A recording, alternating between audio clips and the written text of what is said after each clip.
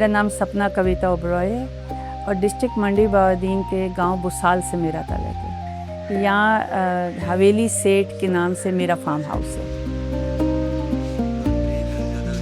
मेरा actually background ज़िम्मेदार family से, तो एग्रीकल्चर मेरा पैशन है, मेरा जुनून है। ज़िम्मेदारी तो मैं बाय बर्थ अपनी फैमिली में देख रही हूँ, बट वो एक बेसिक ज़िम्मेदारी थी। तो मैंने आज से 18-20 साल पहले इसमें कदम रखा। वो जो टिपिकल पुरानी ज़िम्मेदारी थी उसमें इनोवेशन लाना चाहा, उसको चेंज करना चाहा। तो अल्लाह का शुक्र है किसी हद तक मैं कामयाब भी हूँ। डिस्ट्रिक्ट मंडी बहाउद्दीन में शायद ज़िम्मेदार एक ही हिंदू फैमिली है। हम लोग माइग्रेटेड नहीं हैं, मेरे दादा परदादा यहीं से हैं। ये हमारी पुश्तैनी ज़मीन है। मेरे 2 ताया जी उन्होंने माइग्रेट किया इंडिया के लिए, तो वो इंडिया में सेटल है। मतलब दोनों मुल्कों में मेरी फैमिली है। हमें तो आज तक पता ही नहीं चला कि हम यहाँ हिंदू फैमिली हैं।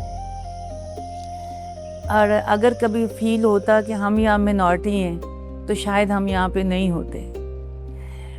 इस एरिया में इतने अच्छे, इस डिस्ट्रिक्ट के कह लें, इतने अच्छे लोग हैं कि मेरे दादा ने मेरे फादर को विल की थी कि पहले तो इस मुल्क को छोड़ना नहीं, अगर छोड़ना है तो कहीं भी और चले जाना, वहाँ ना जाना कि जहाँ तुम बड़ी उम्मीदें लगाते हो।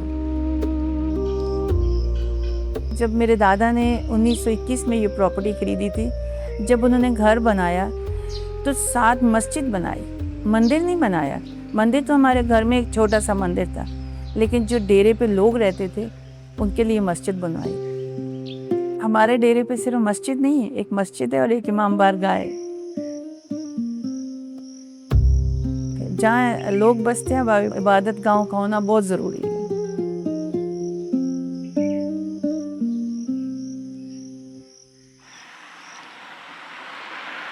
यहाँ हमारी 100 एकड़ ज़मीन है। इस पे जो मेजर काश्त है वो गंदम और चावल की है। उसके अलावा गन्ना भी काश्त करते हैं, बांस है, बाग हैं, हमारा डेयरी फार्म है, उसके लिए चारा जात काश्त होते हैं। मेरी फैमिली में भी ऐसे ज़िम्मेदार थे कि जो घर बैठ के ऑर्डर करते थे अपने मुज़ारों को, ये कर दें वो कर दें। जब मैं इस फील्ड में आई तो मैंने कहा नहीं, मैं ऑर्डर नहीं करूँगी। 2 चीज़ें, एक मैं ऑर्डर नहीं करूँगी, एक मैं किसी कंपनी की या किसी फर्टिलाइज़र कंपनी की उन पे डिपेंडेंट नहीं रहूँगी। थर्डली, मैं मुंशी नहीं रखूँगी। मेरा ना तो कोई मुंशी है, और जो मैंने देखना है मैंने खुद ही जाके देखना है। अगर मैं कहूँ कि मुझे सिर्फ अपने ज़िम्मेदारी से कुछ कमाना है, तो वो तो मैं ना भी करूँ तो मेरे पास 40-50 एकड़ मेरी अपनी ज़मीन है, इतना तो आ जाएगा जो मेरे लिए काफ़ी होगा। बट वो ना मेरी जर्नी है, ना मेरा। अगर आप दुनिया में आए हो तो आपको दुनिया को कुछ दे के भी जाना है। बट कोई जो है इसको बड़ा डीपली लेता है कि नेक्स्ट जनरेशन क्या करेगी, क्या होगा। अभी जो क्लाइमेट चेंजेस इफेक्ट हो रहे हैं वो 100% ज़िम्मेदार फेस कर रहे हैं, शहरी फेस कर रहे हैं। बरसात का कोई टाइम नहीं है। अब हम उन फसलों पे डिपेंडेंट नहीं रह सकते कि हम लॉन्ग ड्यूरेशन वैरायटीज़ को लेके चलें, बरसात आ गई और उसी में वो मर गए। हमने अब उन चेंजेस से कुछ नया सीखना है, कुछ नया करना है। मैं अपनी ज़मीन पे मुख्तलिफ मुल्कों से सीड ला के उगाती हूँ, नए सीड इंट्रोड्यूस कराती हूँ, बेसिक सीड सेल करती हूँ। मैं USAID की तरफ से ट्रेनिंग ऑफ ट्रेनर रही हूँ। मैं UC डेविस में गई, अमेरिका, USAID के अंडर। तो वहाँ हमने बहुत सीखा, बहुत सिखाया। बल्कि अभी भी जो हमारा ग्रुप गया था, अभी उनकी गैलरी में हमारी पिक्चर्स लगी हुई हैं कि ये लोग यहाँ आए जो हमसे सीखने आए और हमें सिखा के गए। उसके बाद मैं श्रीलंका गई, इंडिया बड़ी दफ़ा गई। वहाँ से जब मैंने लुधियाना यूनिवर्सिटी, कनाल यूनिवर्सिटी, जब हालात ठीक थे तो ट्रेनिंग कराया करते थे फार्मर्स की, तो मैं उसको भी करने जाया करती थी कि मैं यहाँ देखूँ कि ये फार्मर क्या कर रहे हैं। तो ट्रेनिंग सिर्फ लेने का मकसद नहीं था, उसको लेके अपने मुल्क में उसको राइज करने का मतलब था کہ وہ لوگ کیا کر رہے ہیں اور ہم لوگ یہاں کیا کر سکتے ہیں. میں نے ایک گندم اگائی تھی تو وہ میری ہائی ییلڈ ورائٹیز تھی اور مجھے بڑا فخر ہے کہ میں نے ان پہ بڑی محنت کی. اور میں نے جب ہمارے یہاں گندم 35-36 من سے اوپر نہیں جاتی تو میں نے اس ورائٹی سے 75 من لیا. اور بعد میں پوسا کی بہت سی ورائٹیز جو ہیں وہ میں نے یہاں پہ انٹروڈیوس کرائیں. تھوڑے بیسک سیڈ لا کے تو یہاں ان کو یہاں گرو کیا تاکہ صرف ٹریول کرنا یا سیکھنا مقصد نہیں کہ میرے کسان بھائیوں کو، مجھے اور میرے جیسے کسان بھائیوں کو کچھ فائدہ ہو. میں نے پورا 1 ایکڑ جو ہے نرسری بنائی ہوئی ہے جس میں آم ہے، جامن ہے، دیسی انجیر ہے، دریک ہے اور بیری ہے. اس کے علاوہ یہ جنگلی بورڈ جس کو کہا جاتا ہے چھاؤں کے لیے وہ ہے اور توت ہے. ایک میں نے وہ نرسری بنائی ہے جو میں نے ڈونیٹ کی ہوئی ہے اپنے ماں باپ کے نام پہ. اور اس کا رسپانس ابھی تک تو میرے پاس روٹی شاید اٹھائے تو اٹھائے، لوگوں میں 0 ہے. میں نے بہت میلز کیے ہیں اپنے سرکل میں، اپنے ڈی سی صاحب کو کہا، ہمارے جو اس سے پہلے ڈی سی تھے، میں نے ان کو میسج کیا کہ سر آپ کے پاس تو مین پاور ہے تو یہ پلانٹ یہاں سے فری آف کاسٹ ہے، آپ لے کے جائیے، آپ سڑکوں پہ لگوائیں، قبرستان میں لگوائیں، اپنے آفیسز میں لگوائیں، اسکول کالجز میں لگوائیں. یہ چھاؤں بھی دیں گی اور پھل بھی دیں گی.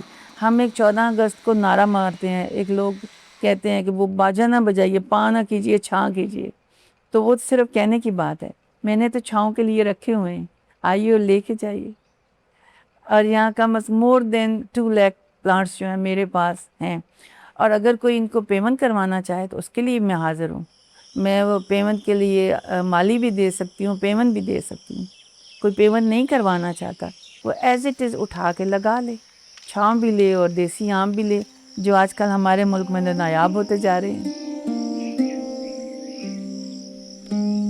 واقعی یہ زرعی ملک ہے لیکن اس کی زراعت جو ہے ختم ہوتی جا رہی ہے. زراعت کیا، ذمہ دار ختم ہوتا جا رہا ہے، مینٹلی طور پہ، فزیکلی طور پہ.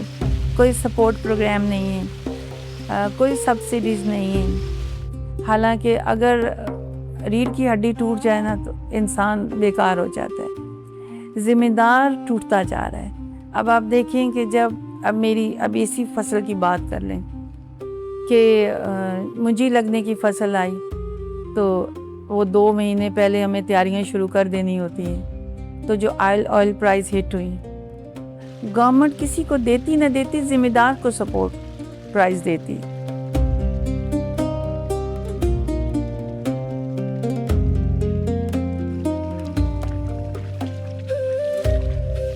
واحد کسان ہے جو اپنی محنت کا معاوضہ نہیں مانگتا.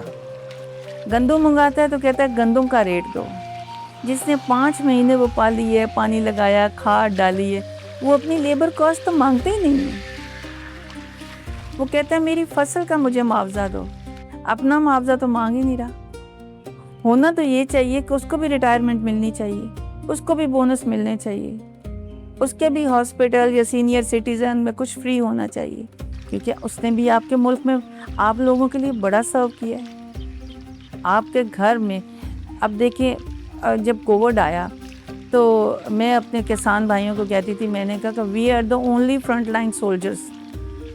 کوئی کہتے ہیں ڈاکٹر ہے، کوئی کہتا ہے فلاں ہے. نو، سب کے لیے سوشل ڈسٹینسی تھی، سب کے لیے کووڈ کا لاک ڈاؤن تھا.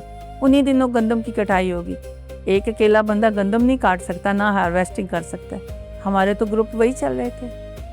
ہم نے تو آپ کی سبزی منڈی، دودھ مارکیٹ، آپ کی بیکری، ہر چیز زندہ رکھی. ہمارے لیے تو کچھ بھی نہیں تھا. کوئی کووڈ نہیں تھا، کوئی سوشل ڈسٹینسی نہیں تھی. اگر ہم کووڈ یا سوشل ڈسٹینسی میں لاک ڈاؤن میں جاتے تو شہر میں لوگ کتنا سروائیو کرتے ہیں. ہمیں تو یہی نہیں کہا گیا کہ آپ لوگوں نے، خدا کے بعد ہمیں آپ لوگوں نے بچایا، بھوکا نہیں مرنے دیا، آپ فرنٹ لائن سولجر ہو، جبکہ یہ ہمارا حق تھا. کسی نے یہی نہیں مانا کہ ذمہ دار کو جب تک آپ نہیں مانیں گے، اس کو جب تک وہ عزت نہیں دیں گے جس کا وہ حقدار ہے.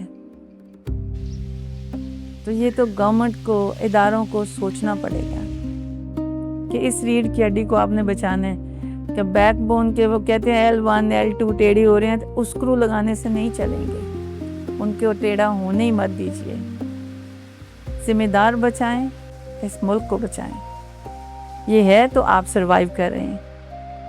آپ کے حوالے سے میں ریکویسٹ کرتی ہوں اپنے ڈسٹرکٹ کی ایڈمنسٹریشن سے، جو بھی کہیں سے بھی آنا چاہے، میرے پاس more than 2 lakh پلانٹس ہیں جو ڈونیشن کے لیے پڑے ہیں، صدقہ جاریہ ہی سمجھ کے لگائیے، اس کو لگائیے اور لوگوں کو کنوینس کیجئے کہ ایک پودے پہ جو پال رہا ہے، جس کو پالے گا اس کو 20 روپیہ صدقہ دے دیجئے پر پلانٹ، جو پالے گا اس کی بھی دیہڑی بنے گی، بے روزگاری ختم ہوگی، آپ کے درخت بنیں گے، آپ کے پرندے لوٹ آئیں گے، موسم بدلیں گے۔ کچھ نہ کچھ تو سوچنا پڑنا ہے، صرف ذمہ داری کام نہیں آئے گی، یا صرف یہ ہے کہ ہم یہ آرٹیفیشل یہ کونوں یہ ایسے درخت لگا لیں، کوئی فائدہ نہیں۔ میاں محمد بخش کا ایک پنجابی کا شعر ہے، وہ کہتے ہیں کہ جھوٹے یار دی یاری انج جویں درخت کھجور، دھوپ لگیاں چھاں دیندا نہیں تو بھوک لگیاں پھل دور۔ وہ سورس پیدا کیجئے جو چھاؤں بھی دیں اور پھل بھی دیں۔